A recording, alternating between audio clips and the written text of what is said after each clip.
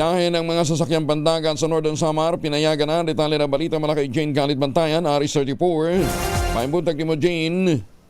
Pinayagan na ng Coast Guard ang biyahe na lahat ng sakyan pandagat alas 5 ng hapon kahapon dito sa Northern Samar kung saan lifted ang storm signal ng lalawigan matapos ang bagyong si Ada. Naitalang stranded ang mga pasahero sa 3 portang ali Northern Samar, kabilang dito yung mga rolling cargos matapos na maabutan ng bagyo ng storm signal, at dahil dito ay pinagbawal ng Coast Guard ang biyahe ng lahat ng sasakyan pandagat. Nabigyan naman agad ng pagkain ang mga stranded na pasahero sa 3 portang ali Northern Samar mula sa DSWD Eastern Visayas. Pinayagan na rin ang biyahe ng mga sasakyan pandagat sa iba't ibang port ng Eastern Visayas matapos ang bagyong si Ada. Mula sa Aksyon Radyo Katarman, Arts 34 Jane Galit Bantayan ng DZRH. Una sa Pilipinas, una sa Pilipino. Salamat, Jane.